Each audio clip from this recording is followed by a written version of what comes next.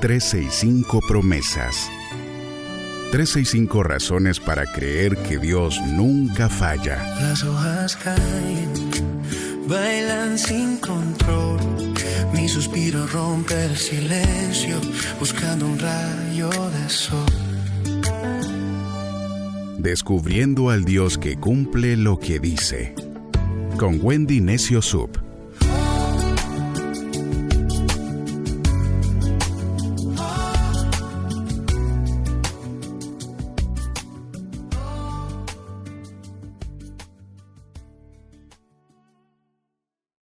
Primero de junio, promesa 152. Hay bendiciones reservadas para los que creen sin ver. Todos quisiéramos tener pruebas antes de creer, ¿verdad? Nos gustaría saber cómo terminaría la historia antes de tomar una decisión. Nos gustaría ver la provisión antes de dar el paso. Nos gustaría ver la sanidad antes de creer en ella. Ver la puerta abierta antes de caminar hacia ella. Pero Dios diseñó la fe al revés. Sí, al revés. Porque la fe no es la recompensa de ver. No, la fe es la decisión de confiar antes de ver. El libro de Hebreos, capítulo 11, verso 1, dice que la fe es la certeza de lo que se espera y la convicción de aquello que no se ve. Tomás había dicho días antes: no lo creeré a menos que vea las heridas en sus manos y meta mis dedos en ellas. Y Jesús, siendo tan misericordioso como es, apareció y le mostró exactamente lo que Tomás había pedido. Pero luego pronunció una promesa que atravesaría los siglos y llegaría hasta nosotros. Benditos son los que creen sin verme. En la Biblia, el mensaje, hay un detalle precioso que dice: bendiciones aún mejores están reservadas. Así que reservadas, como una herencia guardada, como un regalo preparado con mucha anticipación, como un regalo que Dios tiene apartado para quienes deciden confiar cuando todavía no tienen evidencias. Así que este mes de junio será un mes de bendiciones reservadas para ti. Va a ser tu mejor mes. Va a ser un mes en el que tú vas a ver esas bendiciones que Dios tiene reservadas para ti. El libro de Juan, en el capítulo 20, en el verso 29 dice: tú crees porque has visto. Benditos son los que creen sin verme. La Biblia, el mensaje, dice: crees por lo que has visto con tus propios ojos. Bendiciones aún mejores están reservadas para aquellos que creen sin ver. Y Jesús promete que hay bendiciones mayores, bendiciones reservadas, bendiciones guardadas, bendiciones apartadas para los que eligen creer antes de ver. De repente tú eres así como yo, o así como Tomás, que en algún momento decía: bueno, si veo, creo, pero si no veo, absolutamente no voy a creer. Porque ¿quién cree sin ver? En esta escena ocurre apenas después de la resurrección. Los discípulos estaban escondidos por miedo. Jerusalén seguía siendo peligrosa. Las autoridades religiosas habían crucificado a Jesús y podían perseguir a sus seguidores. Tomás no era un incrédulo rebelde, no. Tomás era un discípulo herido. Había visto morir a Jesús, a su maestro. Había visto derrumbarse todo aquello en lo que él había puesto su esperanza. Por eso su problema no era intelectual, era emocional.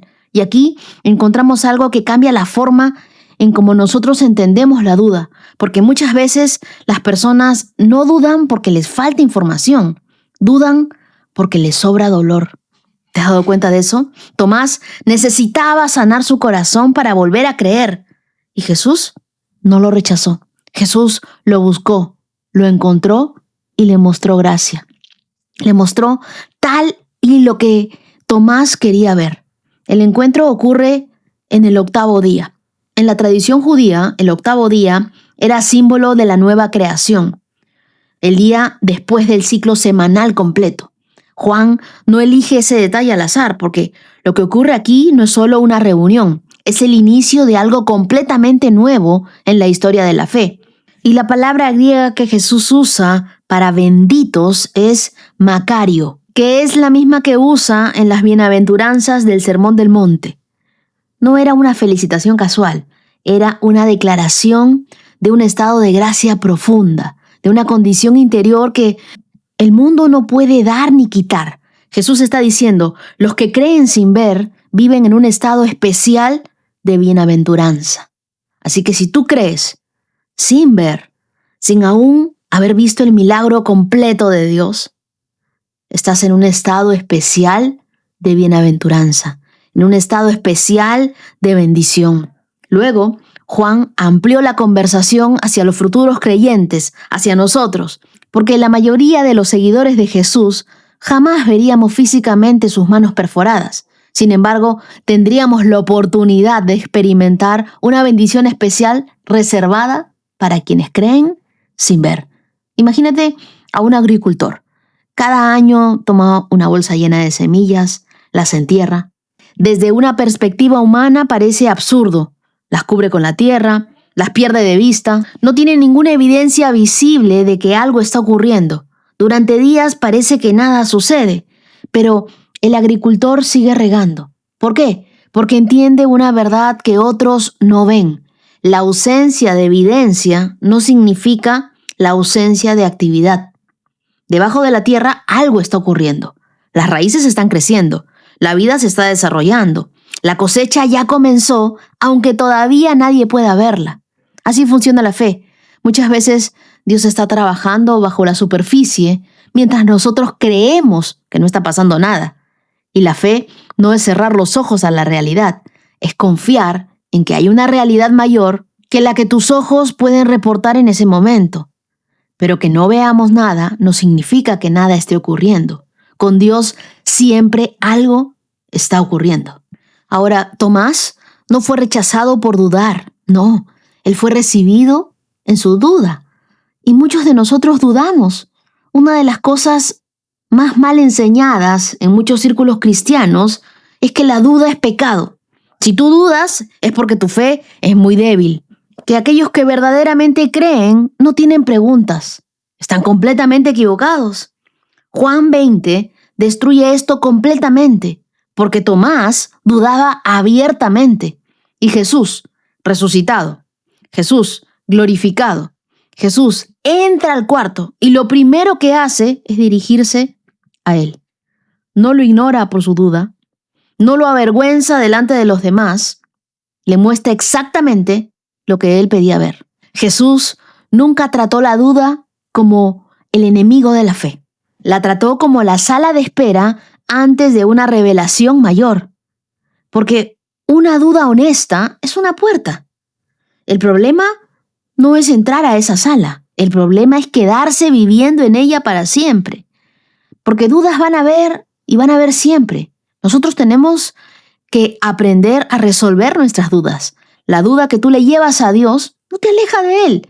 La duda que tú guardas para ti en silencio, eso puede convertirse en una amargura. Y tiene el poder para endurecerte. Si tú vives en la duda, si tú vives dudando de todo, de Dios y de todos. Tomás no perdió su lugar en el Evangelio por sus dudas. De hecho, su historia es la única que Juan incluye después de que todos los demás ya habían visto al Señor. Como si Dios quisiera asegurarse de que el que dudó también tuviera su encuentro. Porque nadie queda excluido por preguntar honestamente, por abrir su corazón delante de Dios. Quizá hay una duda que has estado cargando solo y en silencio. ¿Qué pasaría si en lugar de esconderla, la pusieras sobre la mesa delante de Dios? Ahora hay bendiciones que solo experimentan quienes confían antes de ver los resultados. Y esta es la parte que más me impacta de la Biblia. Jesús no solo dice que serán benditos, dice que existen bendiciones reservadas para ellos. Y eso significa que hay experiencias con Dios que únicamente se descubren caminando por fe. No se descubren observando, no se descubren esperando en el sofá, se descubren obedeciendo. Abraham tuvo que salir de Ur de los Caldeos antes de ver la tierra prometida. Moisés tuvo que extender la vara antes de que se abriera el mar. Josué tuvo que caminar alrededor de Jericó antes de que cayeran los muros. Pedro tuvo que salir de la barca antes de caminar sobre el agua. Así que siempre hay un paso de fe antes del milagro. La fe no es la ausencia de miedo ni de duda. Es la decisión de actuar conforme a lo que Dios dijo, independientemente de lo que nos reportan nuestros sentidos. Es una decisión tomada repetidamente. Es algo que forma nuestro carácter que ningún privilegio espiritual puede construir. Dios rara vez nos muestra toda la escalera y cuál va a ser el fin de nuestra historia. Normalmente Él nos muestra el siguiente escalón. Y la invitación es dar el paso, un solo paso, con la luz que tú ya tienes. Pregúntate hoy, ¿en qué área de tu vida Dios te está pidiendo que creas antes de ver? ¿Dónde estás esperando tú la evidencia para recién entregar tu confianza? Entrégate a Dios por completo. Si tú quieres ver esas bendiciones reservadas de Dios para ti, tienes que aprender a vivir por fe, a caminar por fe y a creer sin ver. La fe crece cuando tú recuerdas quién te hizo la promesa. Porque la verdadera pregunta no es, ¿podrá suceder? La verdadera pregunta es, ¿quién lo prometió? Porque si la promesa dependiera de nosotros, sería frágil y de repente no se cumple. Pero la promesa depende de Dios. Y Dios no cambia, Dios no miente, Dios no olvida, Dios no abandona. La fe no se alimenta mirando tus recursos. La fe se fortalece mirando la fidelidad de Dios en el pasado. Por eso cuando el miedo llegue, no mires solamente lo que te falta. Recuerda todo lo que Dios ya hizo. Y sobre todo, algo que yo siempre recuerdo, y es el motivo por el cual comencé leyendo la Biblia. La fe viene por el oír, y el oír por la palabra de Dios. Mientras más escuche la palabra de Dios, más fe voy a tener. Si mi fe se está debilitando, es que de repente yo no estoy escuchando la palabra de Dios, porque la fe viene por el oír, y el oír por la palabra de Dios. Y eso no me lo he inventado yo, eso está en la Biblia. La memoria de la fidelidad pasada alimenta la fe para tu futuro. Cada vez que tú recuerdas lo que Dios ya hizo en tu pasado, tu corazón encuentra un argumento mucho más sólido para confiar en lo que todavía no se ve. Y la fe que se ejercita en la oscuridad es como un músculo espiritual, porque Dios no te está entrenando para que te veas bien en los días fáciles, no. Él te está entrenando para que te mantengas de pie cuando todo lo demás caiga. Tomás, después de ver y creer, dijo con todo el corazón, y Juan lo escribió, mi Señor y mi Dios. Ningún otro discípulo en todo el Evangelio llega a esta declaración tan directa sobre la divinidad de Cristo.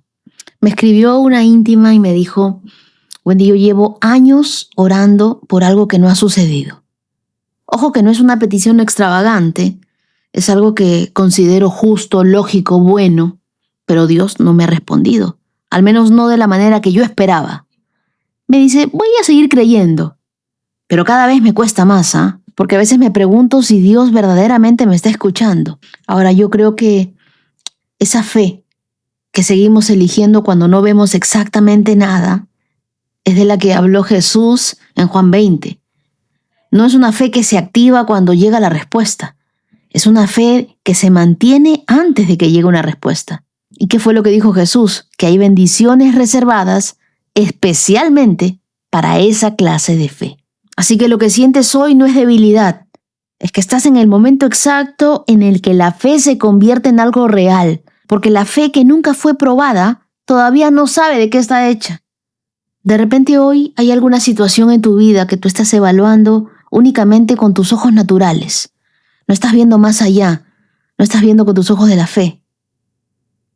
¿Qué verías si verdaderamente interpretaras todo lo que te está sucediendo desde la perspectiva de las promesas de Dios? ¿Tú estás esperando ver antes de creer?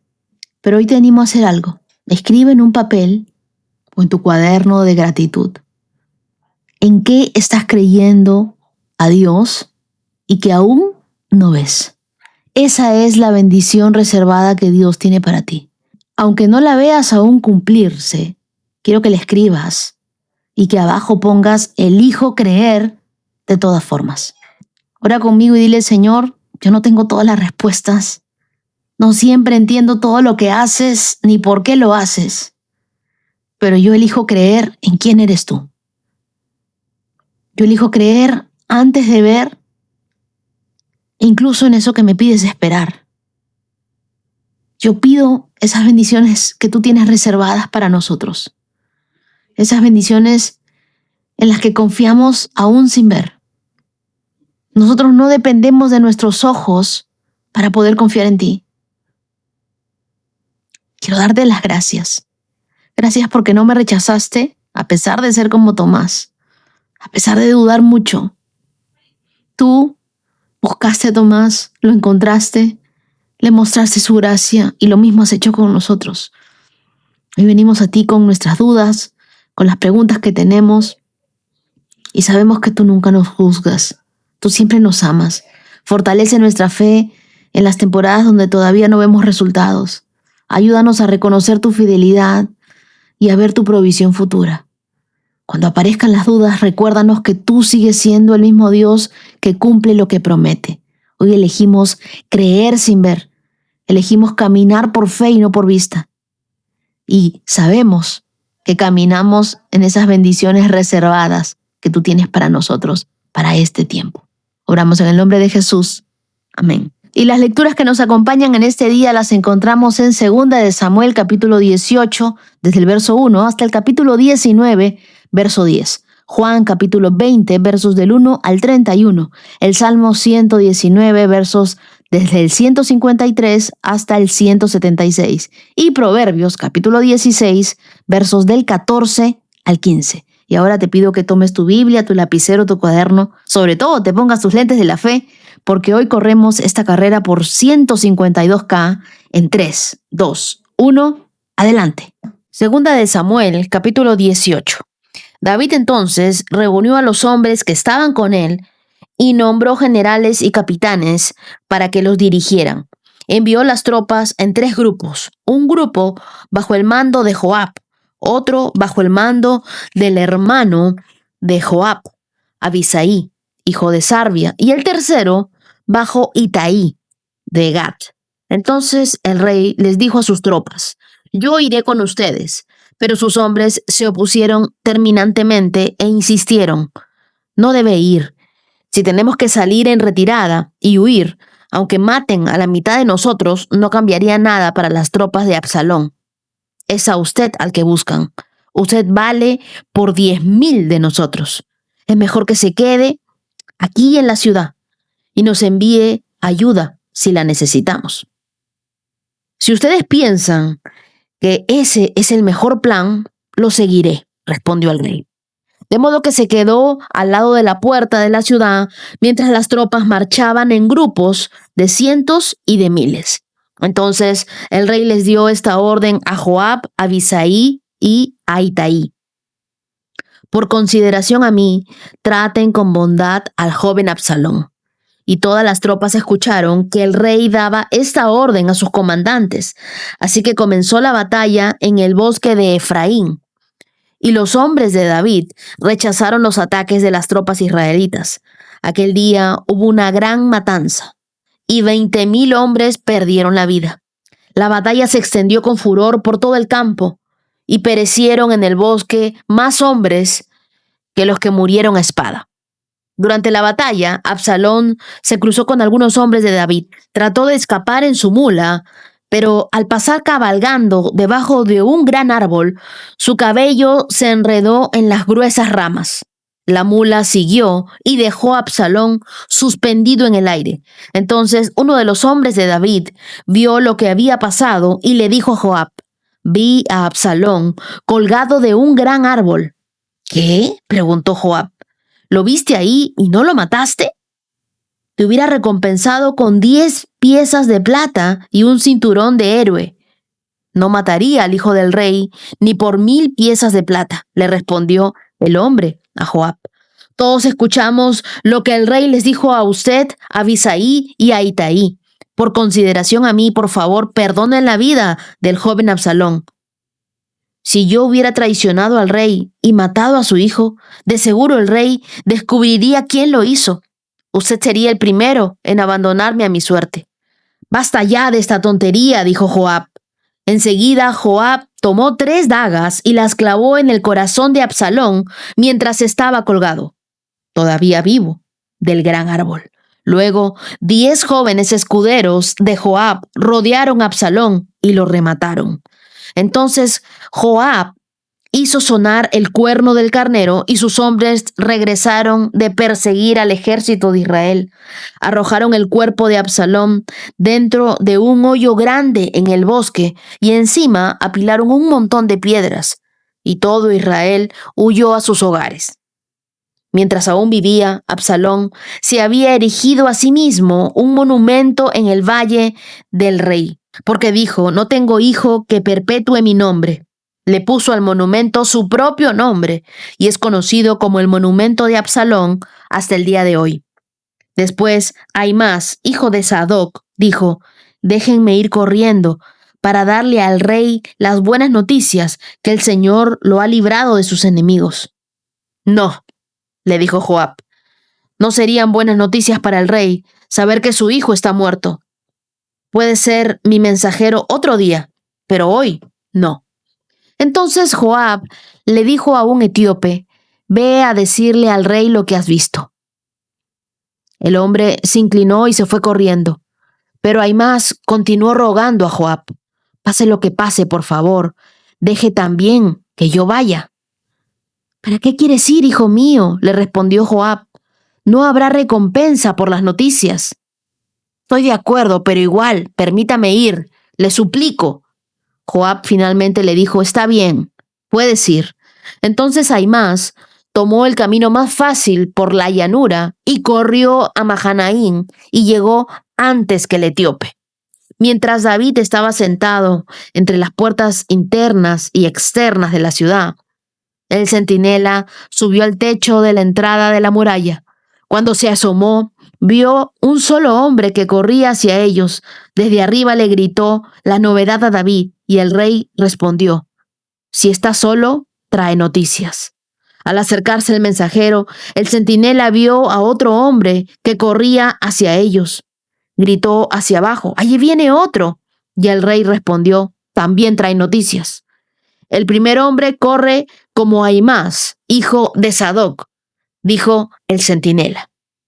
Él es un buen hombre, trae buenas noticias, respondió el rey. Ahimás le gritó al rey: todo está bien. Se inclinó delante del rey, rostro en tierra, y dijo: alabado sea el Señor su Dios, quien ha entregado a los rebeldes que se atrevieron a hacerle frente a mi señor el rey. ¿Qué me dices del joven Absalón?, le preguntó el rey. ¿Está bien? Cuando Joab me dijo que viniera, había una gran conmoción, contestó Ahimás, pero no supe lo que pasaba. Espera aquí, le dijo el rey.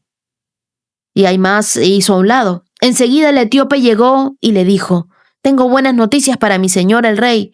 Hoy el Señor lo ha librado de todos los que se rebelaron en su contra. ¿Qué me dices del joven Absalón?, preguntó el rey.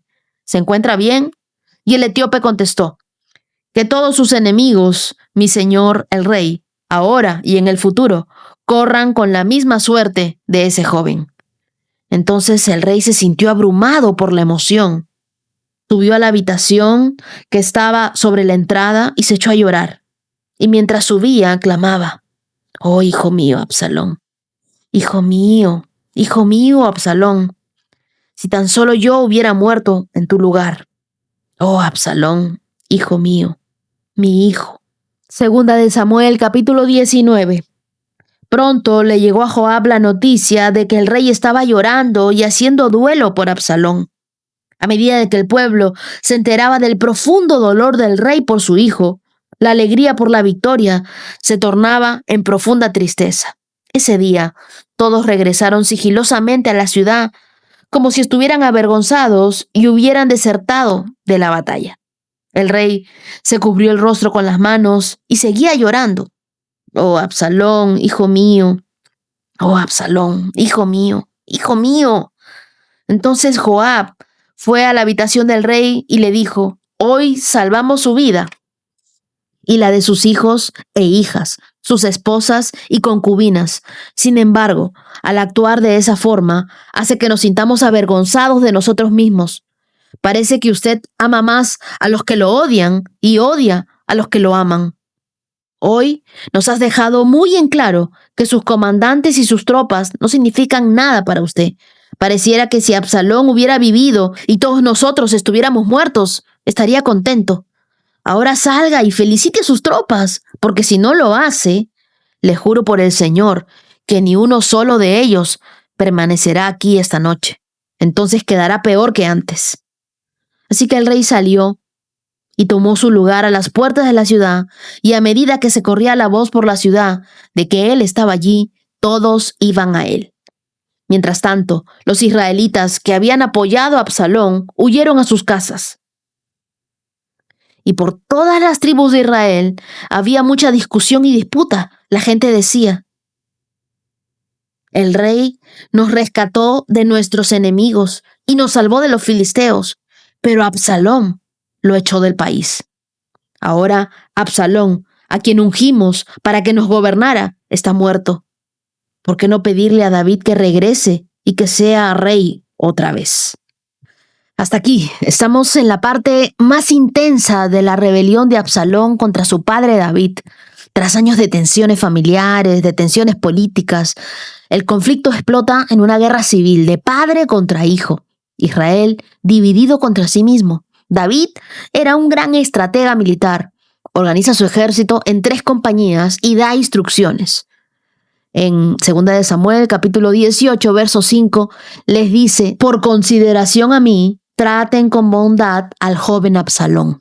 Pero en el fragor de la batalla, la tragedia ocurre. Absalón queda atrapado por su hermoso cabello en la rama de un árbol y Joab, el general, desobedece la orden directa de David y mata a Absalón. Mahanaim, el lugar desde donde David organiza su defensa, significa 2 campamentos, y eso ya se los había dicho, que está en Génesis 32, verso 2.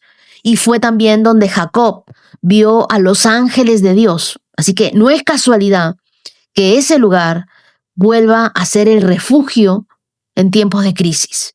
Dios nos da Mahanaims en momentos de desorientación, espacios donde su presencia nos fortalece para enfrentar una pérdida y también para recibir una victoria. David, el rey, está atrapado entre 2 amores: el amor por su pueblo y el amor a su hijo rebelde, Absalón. En su petición, en su mandato de tratar con consideración a Absalón, muestra que en el corazón de los líderes genuinos siempre habrá un espacio para la compasión, incluso hacia quienes nos han traicionado. En tu vida hay momentos donde deberás enfrentar decisiones difíciles entre lo correcto y lo que amas. La integridad consiste en hacer lo correcto aunque te duela. Y esto te lo explico así para que lo entiendas. Una madre debe poner límites firmes a su hijo para protegerlo de su propia autodestrucción. Es una madre que entiende la tensión y sabe que amar no es consentir, es disciplinar con lágrimas en los ojos. Absalón muere de manera irónica, porque el cabello, el símbolo de su orgullo, se convierte en su trampa mortal. El árbol es como un recordatorio visual de Proverbios 16:18. El orgullo va delante de la destrucción. El orgullo no necesita enemigos externos. Su peso basta para derribarnos. Te invito a examinar hoy tu corazón. ¿Qué áreas de orgullo podrían estar preparándote una caída silenciosa? Porque el orgullo es como caminar con piedras en el bolsillo hacia el fondo del mar. Mientras más piedras cargues, más rápido te vas a hundir. Cuando David recibe la noticia de la victoria, no lo celebra. Se retira a su dormitorio y llora desconsoladamente. Es lo que nos dice el verso 33. Absalón, hijo mío, Absalón. Era lo único que repetía David. No todas las victorias son dulces. A veces triunfamos en lo externo, mientras perdemos lo que más importa en lo interno. Cuida que tus logros no te cuesten las relaciones más valiosas. Aún con todo, el pueblo percibe la tristeza de David como una falta en su liderazgo. Joab lo confronta y le dice: hoy has avergonzado a todos tus siervos. En el verso 5 de 2 de Samuel 19, David, entendiendo el momento, se levanta y se presenta en la puerta. Yo creo que Dios a nosotros no nos llama a liderar desde nuestro dolor, sino a liderar después de la sanidad. El liderazgo requiere discernimiento, saber cuándo llorar y también cuándo secarse las lágrimas para dar esperanza a los demás. No es negar tu dolor, es no permitir que tu dolor dicte tu destino. Así que ama aunque duela. A veces obedecer a Dios significa amar sin condiciones, incluso cuando eso implique dolor. Cultiva humildad diaria. Pregúntate, ¿qué áreas de orgullo debo entregar hoy a Dios antes que ellas me derriben a mí? Y lidera, pero lidera después de sanar. Sana primero y luego lidera. La sanidad es tu autoridad silenciosa.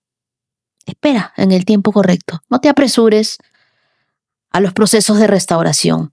El reinado legítimo viene en el tiempo perfecto de Dios.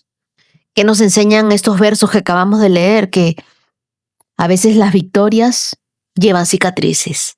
Hoy camina en fe, en humildad, con la confianza de que Dios no solo gana las batallas externas, sino que también sana las guerras internas. Ahora leamos Juan capítulo 20.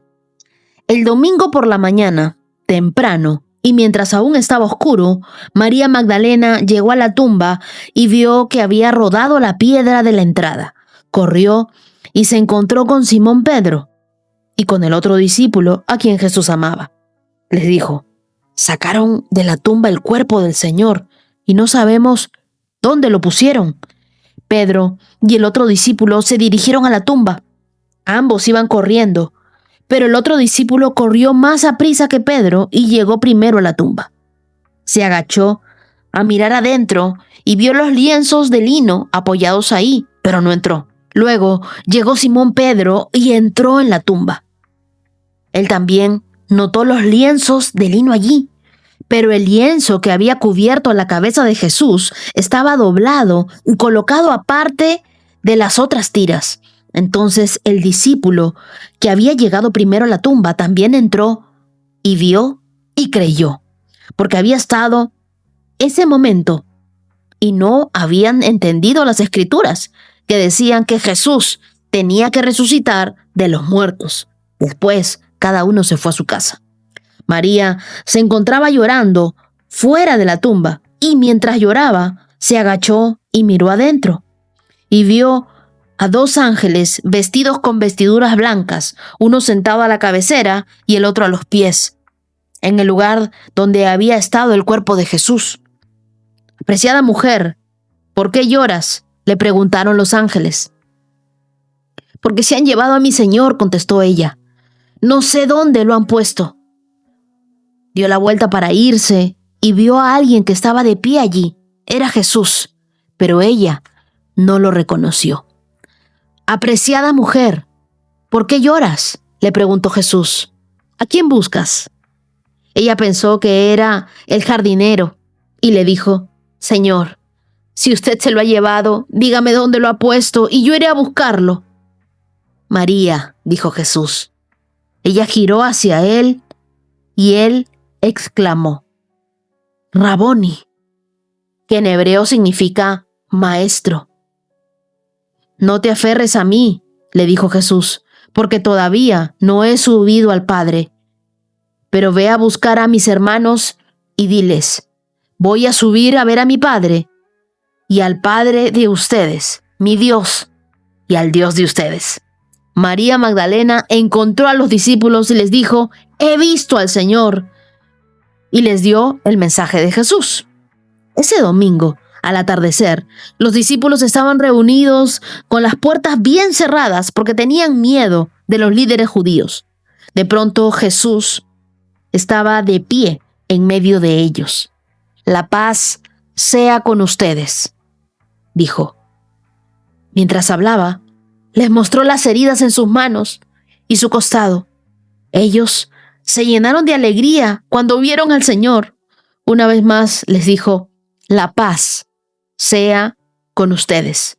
Como el Padre me envió a mí, así yo los envío a ustedes».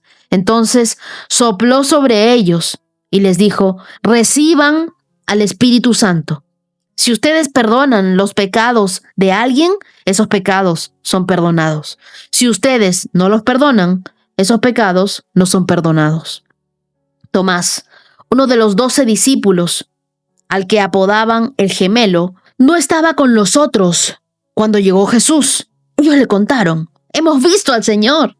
Pero él respondió: «No lo creeré a menos que vea las heridas de los clavos en sus manos y meta mis dedos en ellas y ponga mi mano dentro de la herida de su costado». 8 días después, los discípulos estaban juntos de nuevo y esta vez Tomás se encontraba con ellos.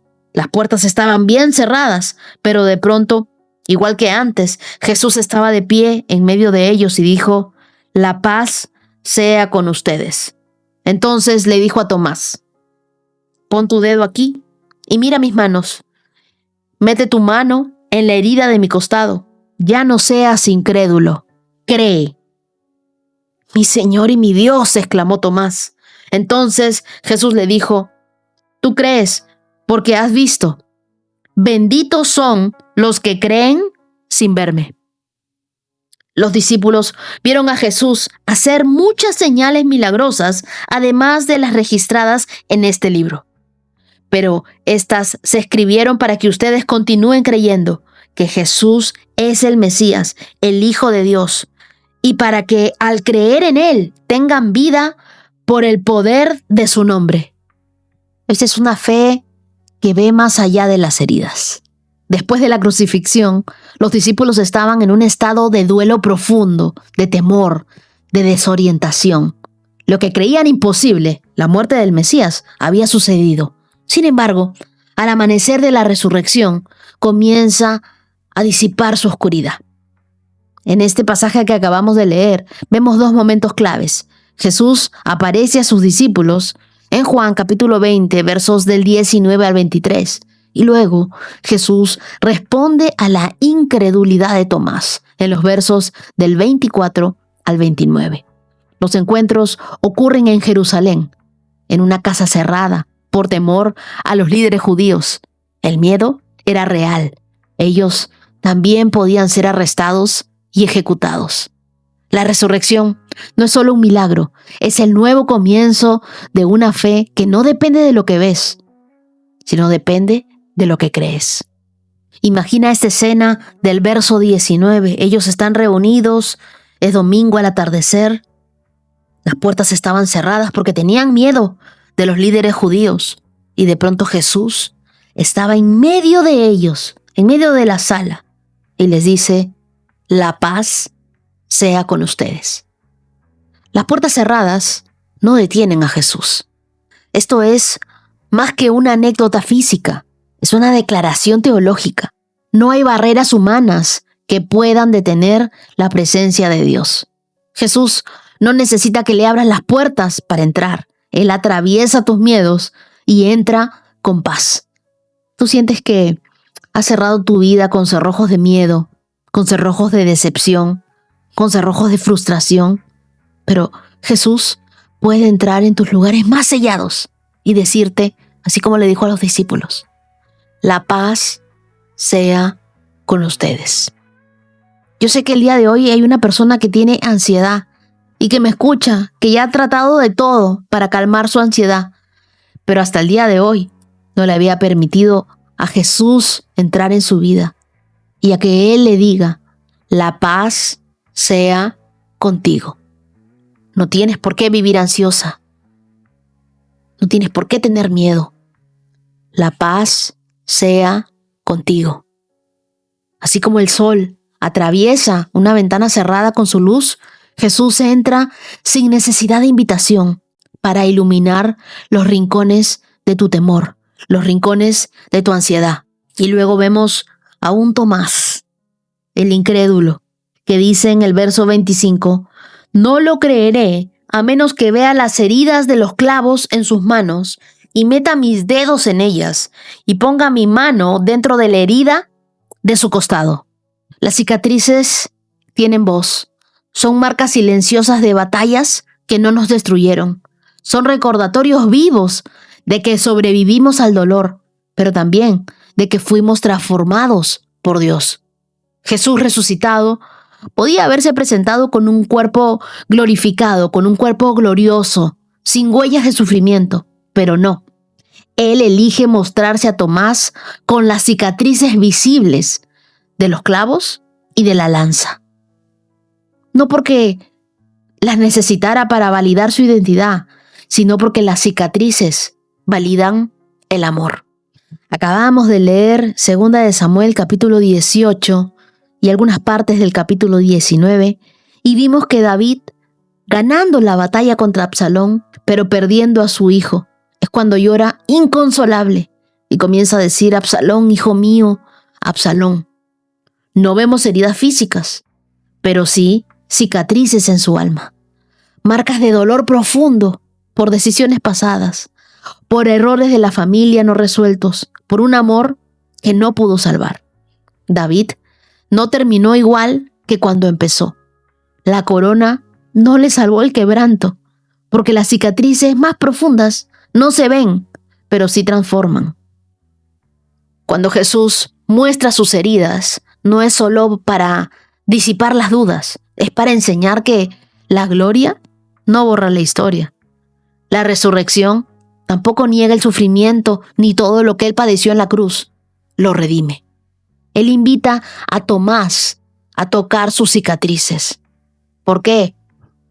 Porque las cicatrices son la prueba de que la vida venció a la muerte, que el amor venció al abandono, que la obediencia venció a la desesperación. Las heridas abiertas son dolorosas, pero las cicatrices sanadas son poderosas. No escondas tus cicatrices, son el testimonio de la fidelidad de Dios. Tu historia puede ser la llave que abra la fe en alguien como Tomás. Tampoco huyas del proceso de cicatrización, porque sanar lleva tiempo. Jesús resucitó con heridas que no sangraban, pero que sí hablaban. Recuerda que tus cicatrices te hacen real, te hacen una persona genuina. David siguió siendo rey, pero fue un rey marcado. Jesús reina, pero reina mostrando su amor marcado. Cuenta la historia que un alfarero en Japón, cuando una vasija se rompe, no la desecha. Practica el arte del kintsugi. ¿Qué es eso? Une las piezas con oro, haciendo que las grietas reparadas sean más valiosas que el objeto original. Así también, Dios no esconde tus cicatrices. Él las llena de gloria, las llena de bendición, de propósito. Jesús mostró sus cicatrices para que Tomás creyera. David vivió con sus cicatrices para gobernar con compasión. Y tú vivirás con las tuyas para recordar que lo que te hirió no definió tu final. Fue parte del proceso de Dios para restaurarte. No escondas tus heridas. Permite que tu historia, tus caídas, tus luchas, tu sanidad sean el testimonio de que Dios transforma el dolor en victoria. Quiero que pienses en los sobrevivientes de enfermedades graves que ahora ayudan a otros en su camino de sanidad. Sus cicatrices son credenciales de esperanza.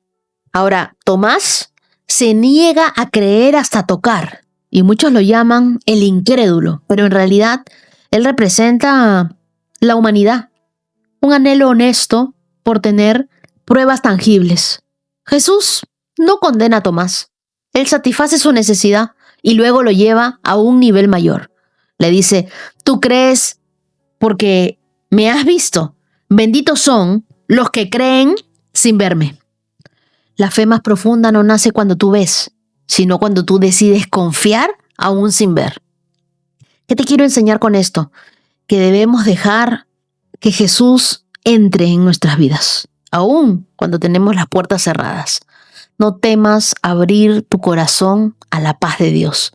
Tampoco escondas tus heridas.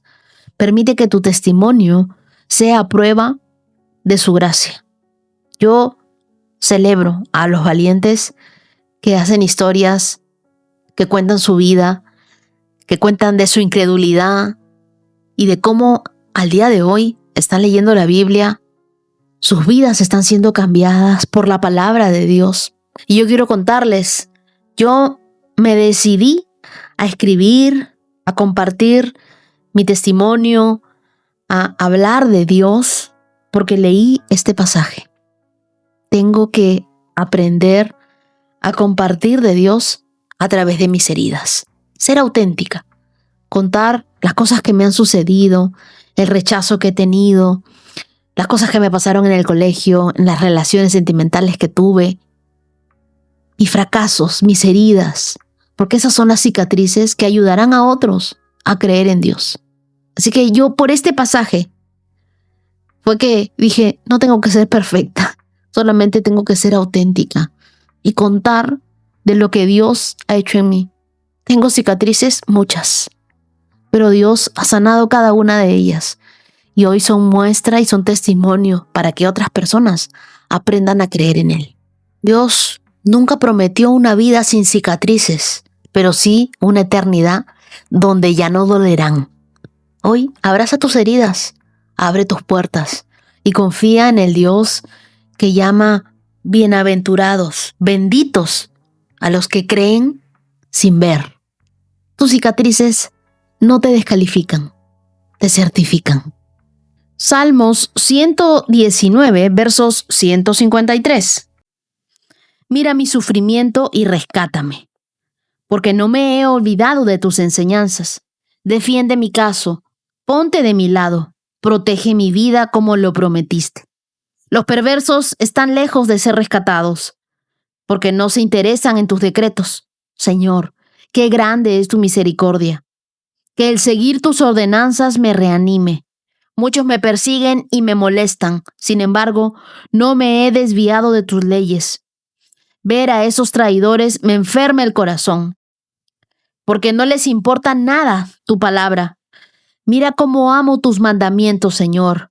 Por tu amor inagotable, devuélveme la vida. La esencia misma de tus palabras es verdad. Tus justas ordenanzas permanecen para siempre. Gente poderosa me acosa sin razón, pero mi corazón tiembla únicamente ante tu palabra. Me alegro en tu palabra, como alguien que descubre un gran tesoro. Odio y detesto toda falsedad, pero amo tus enseñanzas. Te alabaré 7 veces al día, porque todas tus ordenanzas son justas. Los que aman tus enseñanzas tienen mucha paz y no tropiezan. Anhelo que me rescates, Señor, por eso he obedecido tus mandatos. Obedecí tus leyes porque las amo. Así es, obedezco tus leyes y tus mandamientos, porque tú sabes todo lo que hago. Oh Señor, escucha mi clamor. Dame la capacidad de discernir qué me prometiste. Escucha mi oración, rescátame como lo prometiste. Que la alabanza fluya de mis labios, porque me has enseñado tus decretos. Que mi lengua cante de tu palabra, porque todos tus mandatos son correctos. Tiéndeme una mano de ayuda, porque opté por seguir tus mandamientos. Oh Señor, he anhelado que me rescates, y tus enseñanzas son mi deleite. Déjame vivir para que pueda alabarte y que tus ordenanzas me ayuden.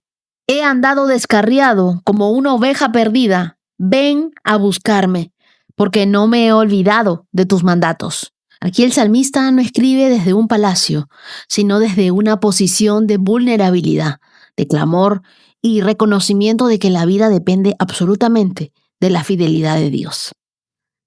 Verso 153 comienza a decirle a Dios, mira mi sufrimiento y rescátame, porque no me he olvidado de tus enseñanzas. Aquí la aflicción es real, pero el salmista no huye de Dios, corre hacia Él. Hay una convicción profunda. El sufrimiento no cancela las promesas de Dios. No dejes que la tormenta te haga olvidar las promesas que escuchaste cuando estabas en calma. Cuando estés afligido, no permitas que el dolor nuble tu memoria espiritual. Recuerda lo que Dios dijo antes de la tormenta. Mira el verso 161 que dice: gente poderosa me acosa sin razón, pero mi corazón tiembla únicamente ante tu palabra. Los poderosos te pueden estar persiguiendo sin motivo, y aunque enfrentes amenazas externas, tu temor reverente nunca debe ser hacia los hombres, sino a la palabra de Dios. Temer a Dios no te debilita ante los hombres, te fortalece más allá de tu alcance. Así que no renuncies a tus convicciones. Temer a Dios te mantiene firme como roca en medio de un río caudaloso. Tu corazón tiene que estar confiado únicamente en la palabra de Dios. La palabra de Dios es tu refugio en la aflicción. Hoy, aférrate a su palabra, confía en su amor y deja que sea Él quien recalcule y restaure cada paso de tu camino. Leamos Proverbios 16, verso 14. El enojo del rey es amenaza de muerte. El sabio trata de aplacarlo. Cuando el rey sonríe, hay vida. Su favor refresca como lluvia de primavera. Lo primero que nos dice el verso 14 es que el enojo del rey es amenaza de muerte. Era sentencia. Pero nota que el proverbio dice: el sabio tratará de aplacarlo, tratará de apaciguarlo. La sabiduría busca calmar, no confronta irracionalmente. Tu sabiduría se mide no solo por lo que sabes, sino por cómo calmas las tormentas, no cómo las provocas. Si tú vas a enfrentar una autoridad y esa autoridad está enojada, está molesta, requiere templanza y prudencia de tu parte. ¿Alguna vez tú te has enfrentado a un jefe molesto o a un padre enojado o a alguien en autoridad? Bueno, la sabiduría no siempre desafía. Muchas veces desactiva. Apaga el botón. Así que cuando enfrentes una autoridad que esté enojada, responde con sabiduría, no con provocación. Recuerda, la sabiduría calma más que la fuerza. Y el verso 15 nos habla que el favor es como una lluvia de primavera. Cuando el rey sonríe, hay vida. Esa sonrisa de Dios es el favor de Dios sobre tu vida. Cuando Él sonríe sobre ti, hay vida donde había sequía. Hay esperanza donde había ruina. Hay propósito donde había vacío. La sonrisa de Dios sobre ti puede transformar tu desierto en un jardín. ¿Tú quieres vivir bajo el favor de Dios? Bueno, búscalo a Él más que a sus bendiciones. Honra la palabra de Dios más que a tus emociones. Confía en su carácter más que en tus circunstancias actuales. Deberíamos vivir buscando la sonrisa de Dios. Que tu meta no sea agradar a las personas, sino agradar a tu Rey. Busca su favor, no como un derecho, sino como un regalo. El favor de Dios no se gana, se recibe caminando en fe, en humildad. El favor de Dios es como la lluvia temprana sobre un campo seco. No solo lo moja, revive lo que parecía muerto. Así es su sonrisa. Su favor trae vida, trae renuevo. Su sonrisa está sobre ti y es más valiosa que cualquier éxito que puedas tener el día de hoy. Cuando Dios sonríe sobre ti, ninguna tormenta puede borrarlo. Y así llegamos a nuestros 152K y ahora te invito a escuchar el testimonio de Alicia desde México. Trataré de ser lo más breve posible. Esta mañana me gustaría compartir con ustedes mi testimonio sobre mi proceso de fertilización in vitro. Quisiera compartirles que durante 26 días de inyecciones en la fase de estimulación ovárica, mis ovarios respondieron con solo 4 folículos y no todos crecían al mismo ritmo. Cada ultrasonido era ver cómo algunos avanzaban y otros se quedaban atrás. En el penúltimo ultrasonido, las medidas eran de 20, 16, 13 y 8 milímetros. Cabe destacar que para que un óvulo esté listo para transferir, su tamaño debe ser entre 18 y 20 milímetros. La doctora nos dio 2 días más para dar la oportunidad al tercero de ver si podía aumentar su tamaño.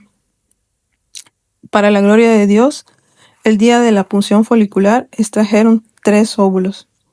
Ese mismo día, en la sala de espera, conocí a una chica que ella también estaba pasando el mismo proceso que yo, y ella me comentó que en su primer intento ella obtuvo 15 folículos, de los cuales 6 fueron viables para extracción.